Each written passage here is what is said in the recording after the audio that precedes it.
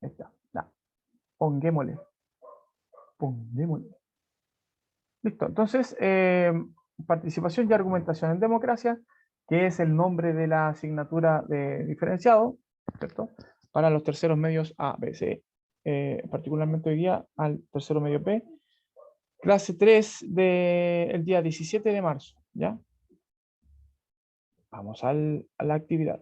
La actividad 3, que es básicamente la misma de la actividad 2, por eso le puse aquí segunda parte, consiste en analizar una columna de opinión. Vamos a considerar que el análisis de una columna de opinión nos permite entender cómo se legitiman los discursos argumentativos en el sentido, ¿cierto?, del trabajo que hace el emisor de un discurso argumentativo para poder construir, ¿cierto?, su texto, basándose en evidencia científica, en datos, ¿cierto?, que son rigurosamente recogidos, en su experiencia personal, analizando también el contexto en el ámbito, ¿cierto?, dice ahí, en donde se da este discurso en particular también. Todo eso a la luz, ¿cierto?, de unas plantillas que yo les voy a mostrar a continuación y que tienen que ver con este análisis crítico, ¿ya? Entonces, el propósito de la clase de hoy día va a ser repetir un poco la experiencia de la clase anterior, pero esta vez aplicado en otra columna de opinión, ya una columna de opinión, ¿cierto?, más contemporánea, podría ser, a lo que está sucediendo, más contextual a lo que está sucediendo, ¿cierto?, a propósito de la redacción de una nueva constitución en nuestro país. Y ahí vamos a darnos cuenta de factores que tienen que ver con el contexto, a propósito de lo mismo que estoy mencionando. Vamos a ver también la experiencia misma del emisor, cómo se plasma esa experiencia, ¿cierto?, en la redacción de su texto, de su discurso, en sus argumentos, ¿cierto?, en su tesis. ¿Ya? Así que para allá vamos. Antes de esta clase, el momento previo, ¿cierto?, de análisis que tenemos que hacer siempre, decíamos y estábamos viendo y vimos, ¿cierto?, más o menos a grandes rasgos las características de una columna de opinión.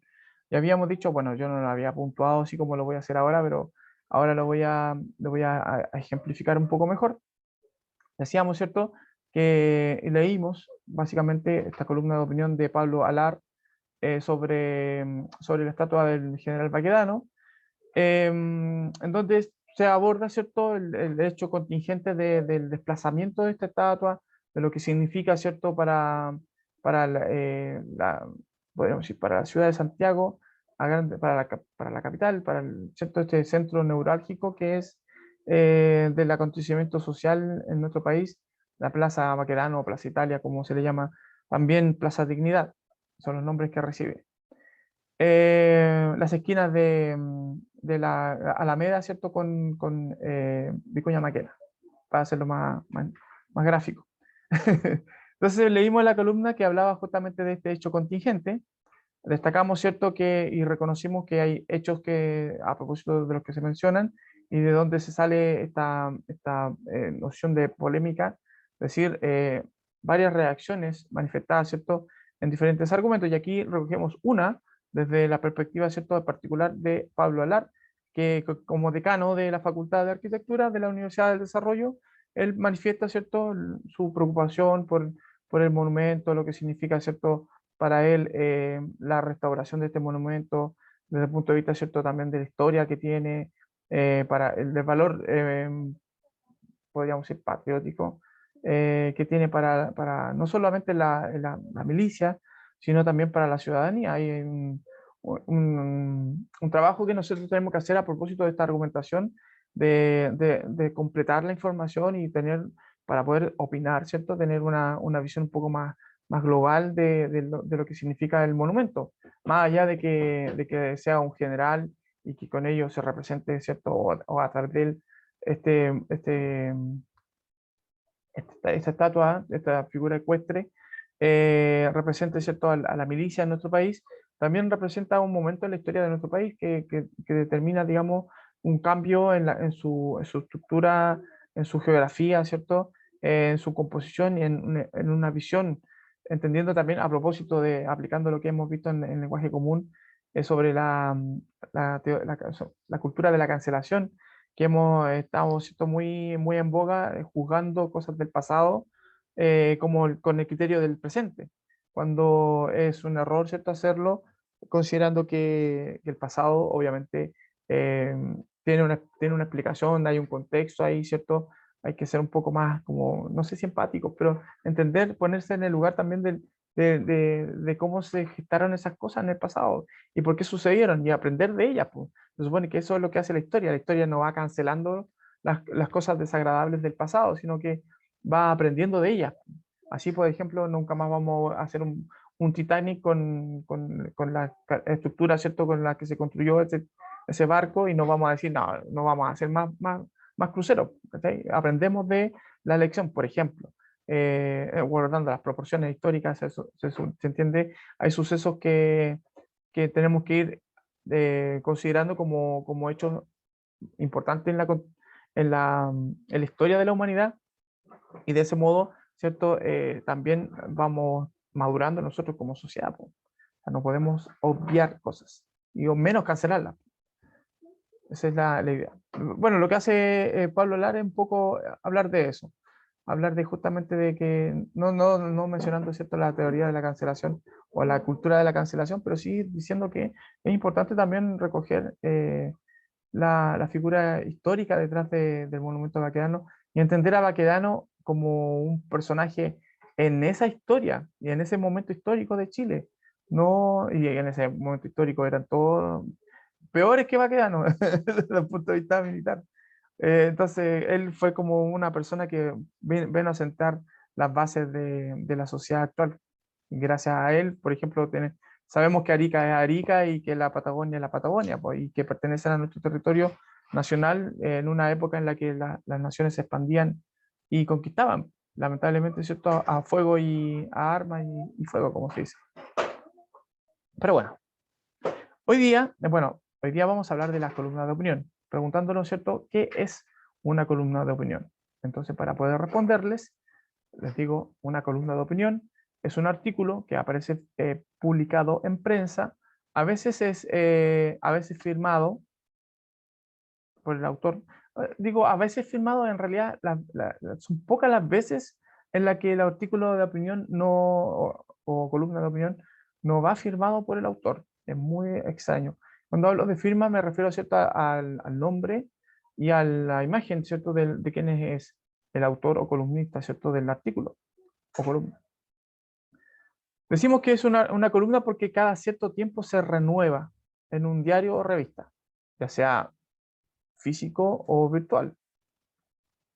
Incluso hay canales, los medios de comunicación hoy día tienen, por un tema, ¿cierto?, que el propósito de los medios de comunicación es ser masivos. Entonces, van valiéndose de distintas herramientas de comunicación para poder llegar a la mayor cantidad de gente posible.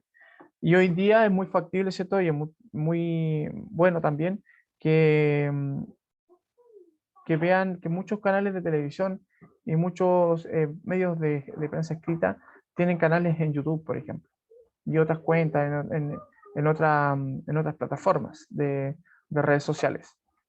Entonces, claro, ahí con eso cumplen el tema de la masividad. Y las columnas y artículos de opinión se adaptan, ¿cierto?, a estos nuevos formatos también, por supuesto. Entonces, cuando hablamos de columnas de opinión, no nos referimos porque el hecho, ¿cierto?, de la columna surge efectivamente de la disposición gráfica, ¿cierto? De que es como una columna, o sea, como un rectángulo vertical, o puesto de manera vertical. Bueno, dice entonces que esta columna, este artículo, se ofrece la opinión o punto de vista de una persona sobre un tema de actualidad, generalmente contingente, o una disquisición, perdón, por parte del mismo autor. Y la palabra disquisición significa, ahí el profesor da la explicación, la disquisición es un examen riguroso que hace, ¿cierto?, alguien con respecto a un algo, considerando una de sus partes, ¿cierto? Es como una divagación. Puede ser que a propósito de un tema en particular, que a lo mejor no es tan controversial, alguien diga esto es importante y lo manifieste como objeto de controversia, por ejemplo. Entonces la columna puede ser eso que llamamos como punto de inflexión para poder partir, ¿cierto?, de ella una especie de debate o discusión pública. Muchas veces sucede así, que alguien hace alusión a un fenómeno, a un problema social en la columna, ¿cierto? Y generalmente esa columna genera a su vez respuestas. O sea, de gente que dice, no, yo estoy en desacuerdo con lo que dice el columnista en ese texto, estoy a favor, ¿cierto? Es importante que lo que está diciendo, pongan ojo a esto y como que se van abriendo nuevos discursos argumentativos. La presentación de esta columna puede ser de manera semanal, quincenal, mensual, a veces incluso diaria, dependiendo, ¿cierto?, la periodicidad del tiempo, ¿cierto? Por eso es cada cierto tiempo. Y de hecho hay otro dato que tiene que ver con este elemento en particular. Si se presenta diario, semanal, quincenal o mensual, va a depender del contrato que tiene el columnista con el medio de comunicación. Muchas veces, ¿cierto?, las personas columnistas trabajan para los medios. Por ejemplo, puede ser un periodista que se le dé la atribución, ¿cierto?, de escribir su columna, se le da el poder de escribir, porque es un poder importante, una responsabilidad también, por supuesto, de escribir su columna porque es acucioso, respetuoso, o de repente representa una visión de las visiones que pueda tener el medio. Se entiende que los medios intentan ser lo más pluralistas posibles. Bueno, dice, si no se repite esta periodicidad, se llama comentario. De repente hay comentarios que tienen forma de columnas, y si se refleja la posición oficial del medio, sin embargo no es firmado, se le llama editorial. Bueno, básicamente, estas columnas de opinión tienen el esquema o la estructura de un ensayo argumentativo. Entonces, dependiendo de los elementos gráficos que pueda disponerse del medio y la forma en la que esté, más que la forma, digamos, el lugar en el que esté, tiempo, espacio, en el que esté emitido, ¿cierto? Entonces se puede considerar un comentario, una editorial o una columna de opinión. Aquí vamos a decir también que generalmente el autor de la columna de opinión es una autoridad en el tema. Una autoridad, entendiéndose, ¿cierto?, que domina el tema, que es un ámbito de su dominio, ¿cierto? Se le llama entonces a este personaje, el que emite una columna de opinión, columnista o articulista. Aquí tenemos un ejemplo, ¿cierto?, de Claudia Herreritis, ¿cierto?, directora del Centro Universitario de Puerto Natales, que habla sobre educación. Entonces, se cumple la máxima, ¿cierto?, de que un emisor de un artículo o columna de opinión debe ser una autoridad. O sea, no estoy diciendo porque sea directora, sino porque trabaja en el ámbito, ¿cierto?, de la educación, sabe de lo que está hablando, ¿ya? Y ahí está lo que decía recién con respecto a la idea de la firma, que va la imagen generalmente pasa esto, ¿cierto? Una imagen que puede ser una foto o una ilustración que da cuenta, ¿cierto?, de la persona que escribe, para que se ubique, uno, es joven, es vieja, es mujer, es hombre, qué sé yo. Y familiarizarse también su nombre con la imagen, o sea, reconocerla como una persona de verdad, no es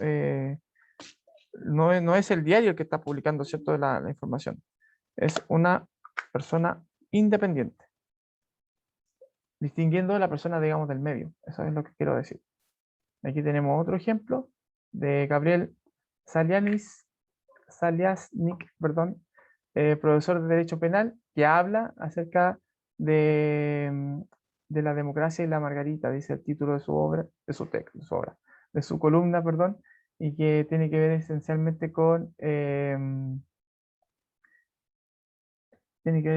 ¿cierto?, como cómo se enfrenta la pandemia en el tema, ¿cierto?, de el ámbito laboral, si no me equivoco. Sí, porque habla de leyes y entonces derecho penal tiene que ver con eso, ¿cierto? Entonces, ahí tenemos otro ejemplo. Esta es la imagen de don Gabriel, su título, su cargo, ¿cierto? Y eso nos pone nos da cierta tranquilidad a nosotros los receptores también de que la persona es alguien que está domina el tema, sabe de lo que habla. Eso. Y que se individualiza esas opiniones de él, no del medio. ¿Ya? Ahí está entonces la fuente. Hoy día vamos a revisar este texto que se llama, esta columna, perdón, que salió emitida en el diario La Nación, y vamos a analizar sus partes. Ahí tenemos el titular, que es la salud mental de nuestros niños y niñas. Ese es el tema. Generalmente el tema y al mismo tiempo a veces se manifiesta la postura del emisor.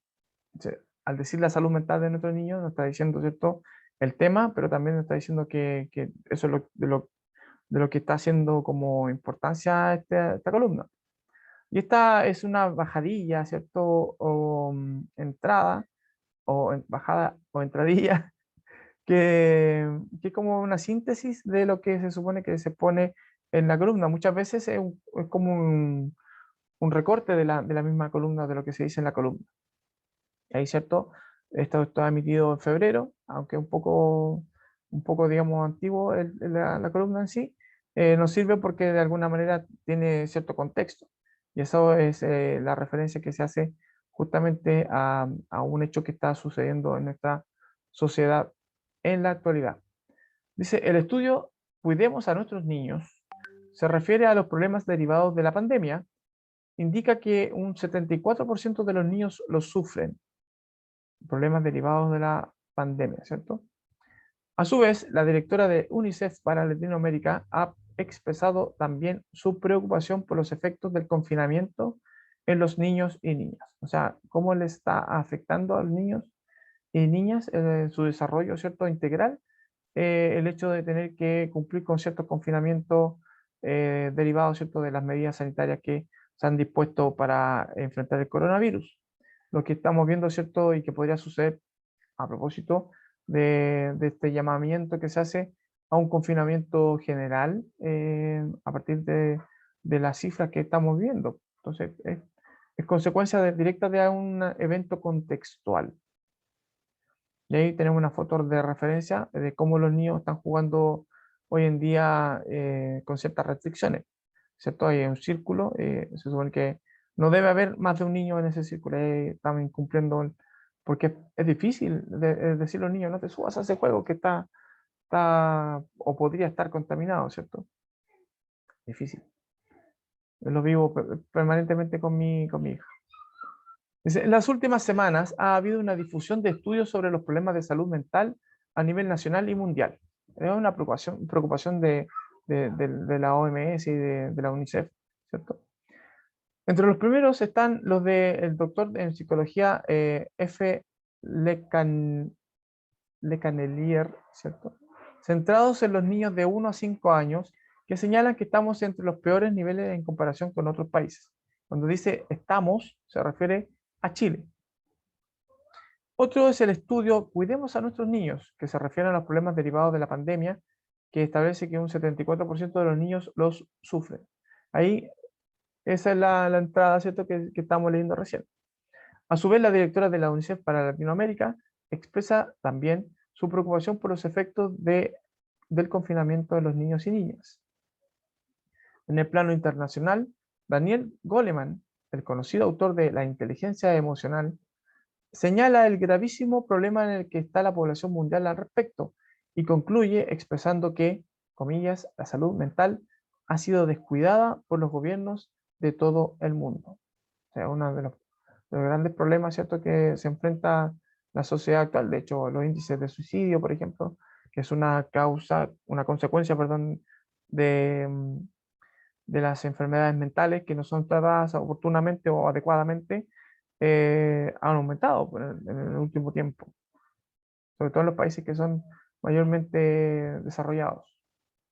Sobre esta última declaración, Chile no es una excepción ni en los tiempos normales o en los complejos, como son los que estamos viviendo. Los sistemas de salud tienen escaso apoyo a tratamientos en esta área que son extensos, caros y que requieren tiempo para que las personas puedan hacer actividades sanadoras como Tai Chi, por ejemplo. deportes, vida al aire libre, entre otros. Incluso el tiempo que se le priva a la familia de estar y de compartir eh, con sus seres queridos. También es un tiempo que va gatillando ese nuevo tiempo, ¿cierto? Esa nueva existencia de ese espacio de expansión, de extensión, va derivando también en estrés. El estrés va derivando, por ejemplo, en detonantes que pueden ser consumo, digamos, desproporcionado de sustancias como alcohol o drogas o tabaco, ¿cierto? Entre otras cosas, porque van a deteriorar obviamente la salud. O sea, hay consecuencias en la salud física, tanto como en la salud mental, a propósito de los problemas mentales que no son bien atendidos. Las prioridades curriculares no recogen tampoco estas necesidades de mayor atención a los aspectos socioemocionales, como así sucede en Bután, por ejemplo, cuyo representante estuvo recién en el Congreso Futuro y contaba que el yoga fue introducido en todos sus niveles educativos.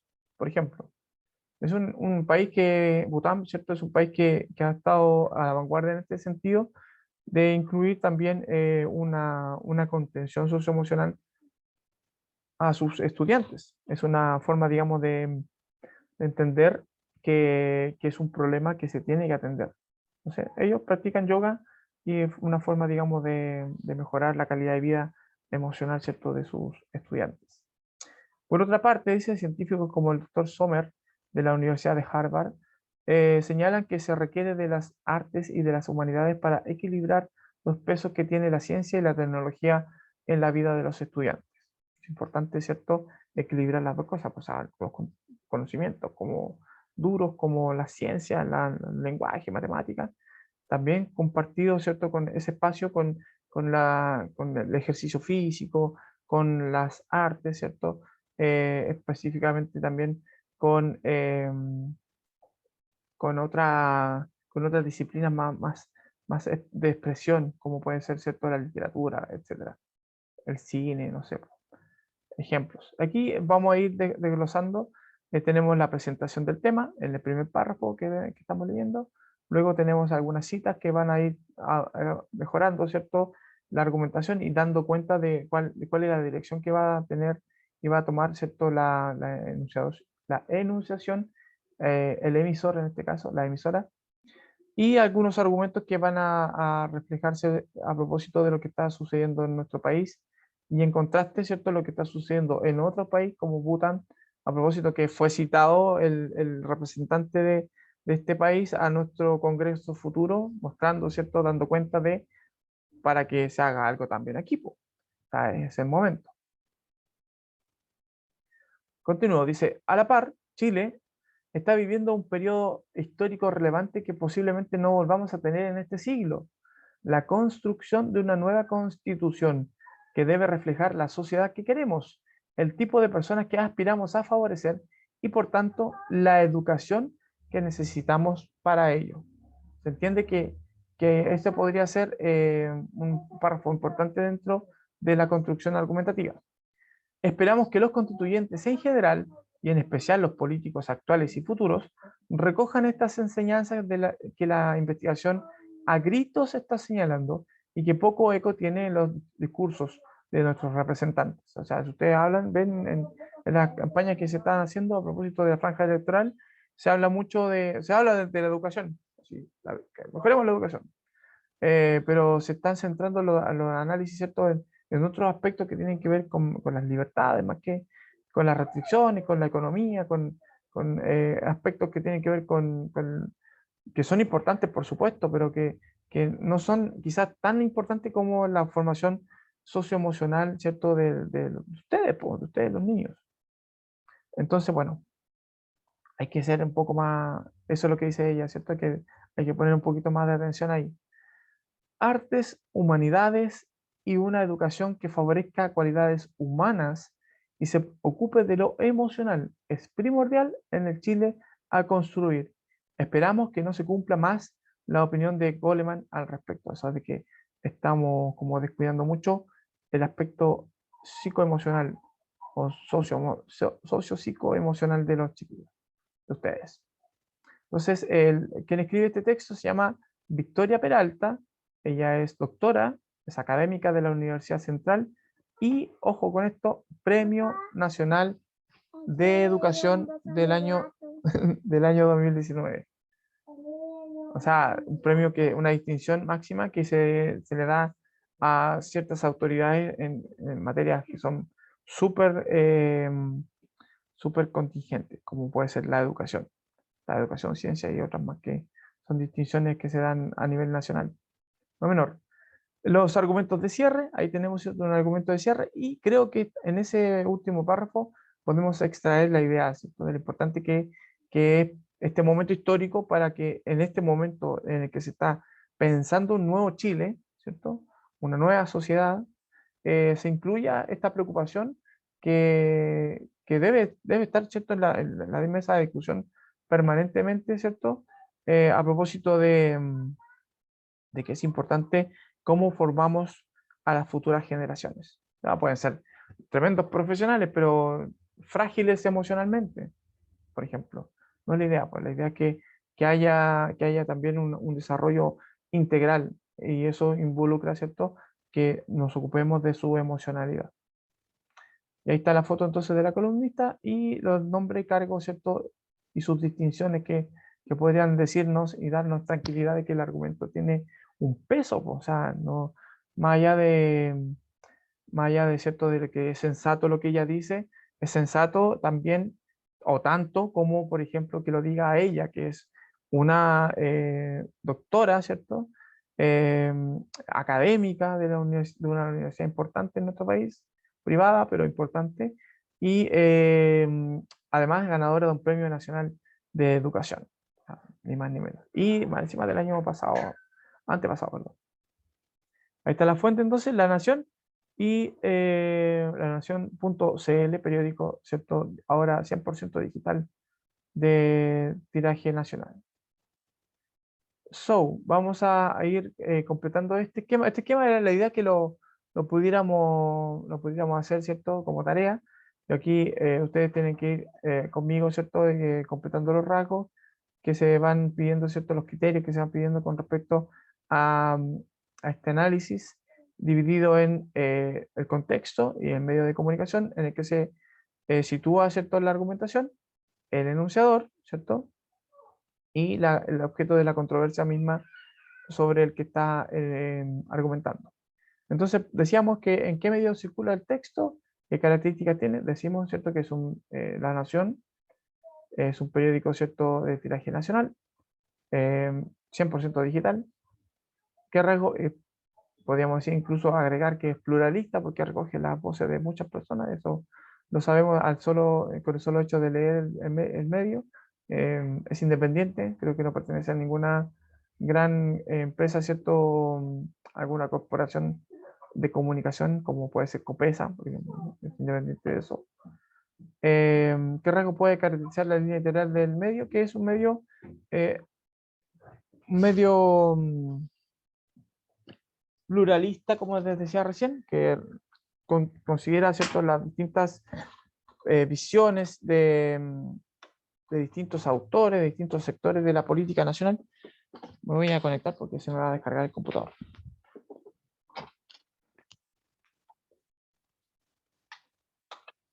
Sí, ahora sí. Decíamos, ¿cierto?, que como medio también tiene esta idea de recoger información, perdón, no solo información, sino hechos noticiosos desde una mirada más bien objetiva. La objetividad también puede ayudarnos, ¿cierto?, en el sentido de que no solo se recogen ideas de un solo sector político o social, sino que es abierta la línea editorial, por lo tanto podríamos decir que es bien democrática, ¿cierto? O sea, la forma el pensamiento del medio. A eso se refiere con línea editorial. ¿Qué es lo que piensa el medio? ¿Cuál es su ordenamiento?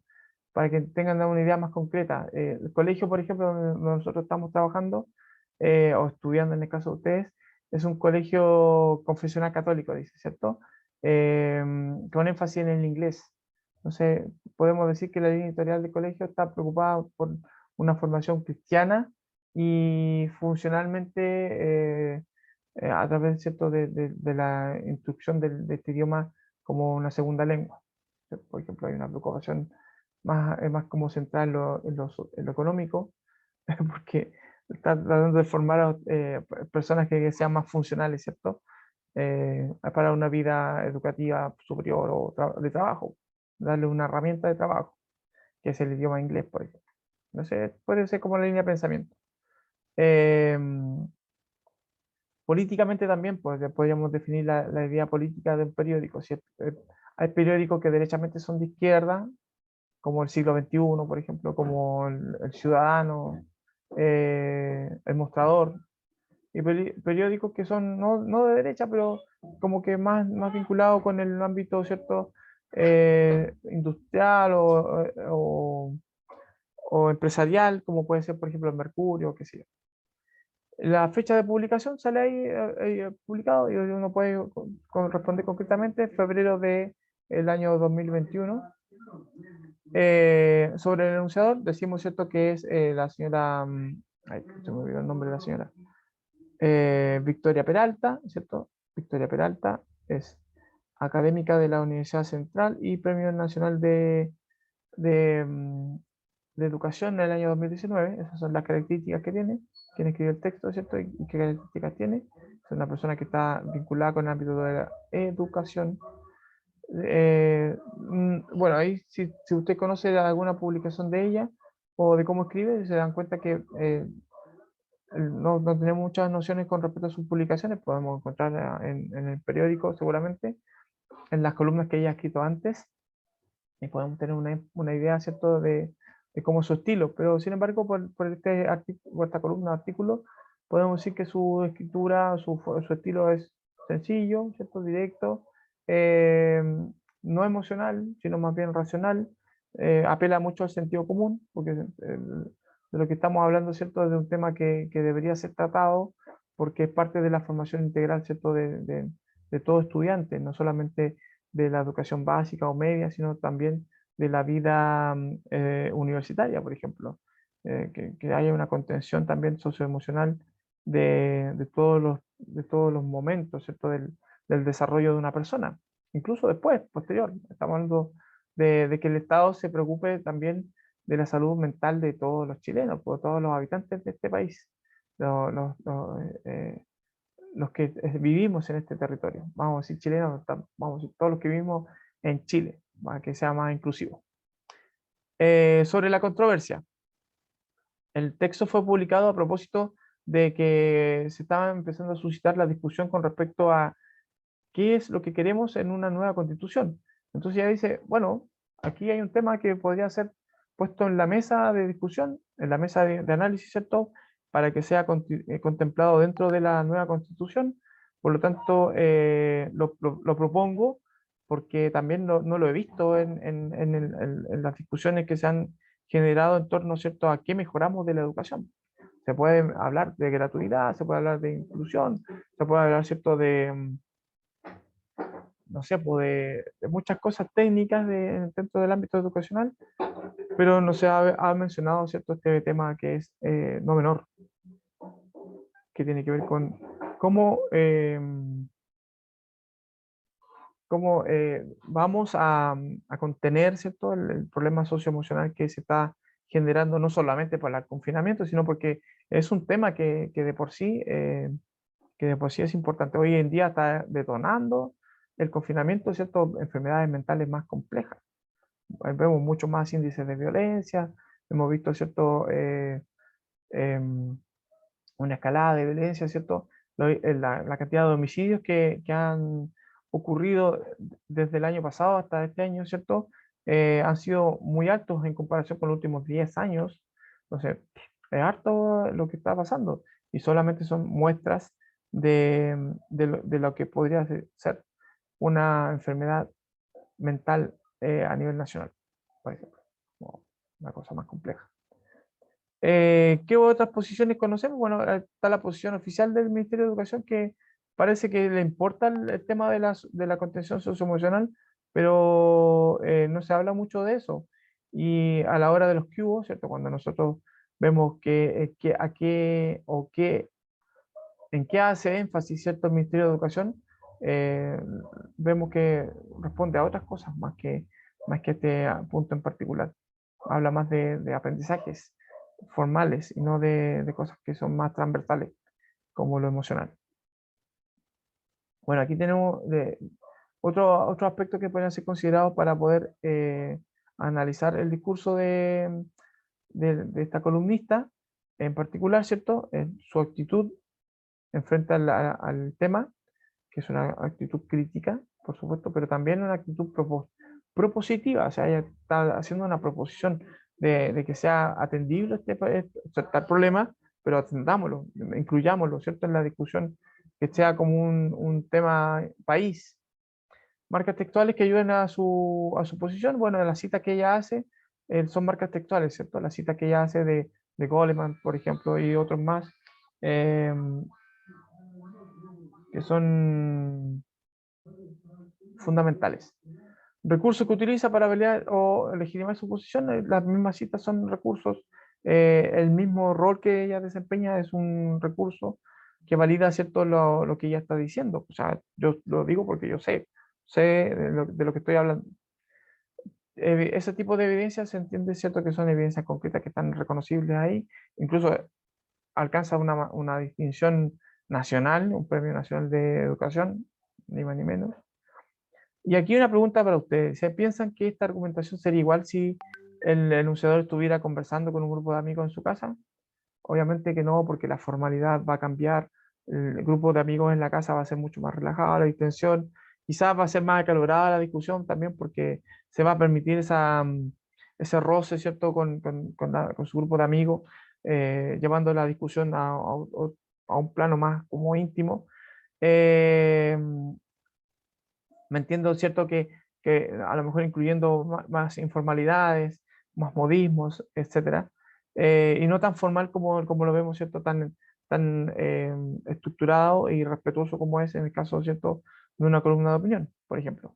A lo mejor faltó más evidencia científica a propósito, más datos duros a propósito de las consecuencias de las enfermedades mentales, cómo afloran y en qué detonan, por ejemplo. Y eso le podríamos considerar como una característica a la que podríamos considerar para cambiar.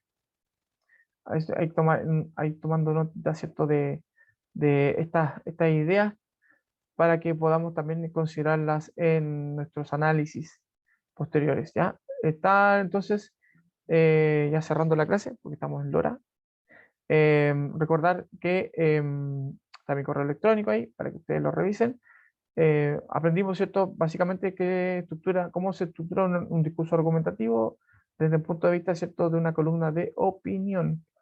Son relevantes estos aprendizajes porque, bueno, las columnas de opinión en particular, más allá de que sea un texto argumentativo, son instancias en las que las personas pueden también poner de manifiesto sus conocimientos a disposición, ¿cierto?, de la comunidad, sus puntos de vista a partir, ¿cierto?, de lo que ellos son y de su experiencia, su currículum, su formación a disposición de las personas para que las personas también tomen acción, sean partícipes, ¿cierto?, de las políticas que se están discutiendo, de los temas que se están debatiendo, pero también para que las personas hagan eso, pues, ese trabajo, ¿cierto?, de formar su propia opinión a propósito de contrastando, ¿cierto?, la visión que tienen ellos con lo que dicen las columnas.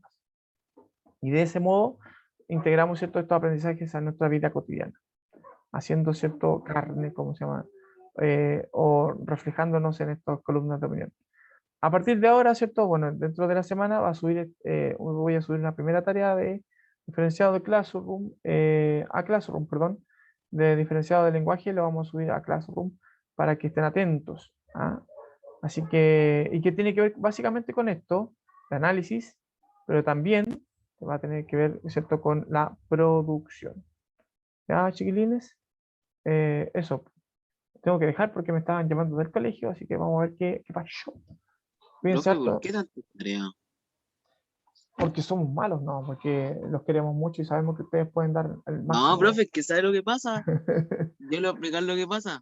Nos están enviando caleta de guías, profe. Víctor, háganla de a cállate. poquito, vayan paso a paso. Profe, usted nos va a mandar la nota, qué cuestión de la sequía, ¿no? ¿Cómo nos fue? ¿De qué sequía? De esas tareas que estamos haciendo, pues no. Yo vi que tenían puntaje en Classroom. Sí, pues, tienen un puntaje de 0 a 100. 100 es 7. Y Ah, ahí, ya. ahí yo Profe, saco la notita. Algo poco. profe, Póngame puros 200. Puro 200. Sí. profe, Ya chiquillos los tengo que dejar. Alain, último. ¿Qué? ya, que yo las hago en el cuaderno, yo se las puedo en lo presencial, Le no saca tengo. foto y me las manda a correo electrónico. Bueno, ¿Ya? ah, profe. Profe, No pero hay hasta drama. cuándo se puede mandar lo que está en Classroom. Traten de hacerlo lo antes posible. Las fechas Kimberly, ¿no? ya están cerradas. Cállate. Y las fechas ya están cerrándose. La tarea 3 ya creo que tiene un plazo hasta la próxima semana 26. Y esa Sí, tarea ya. 3, Entonces, hoy día. ojo, esa tarea 3 es la última de las 3 tareas con la que yo voy a sacar la primera nota. Ya, ¿Ya? profe, cuídese. Ya, profe, Ya, ya. Bien, ya, Sara. profe. No lo molesto más. Cualquier duda, Buena tarde. por correo electrónico Chao. o por WhatsApp. Sí, sí, Ya. profe. Chau. Chao, profe, gracias. Kimberly, ¿no? Chau. Cállate, Víctor.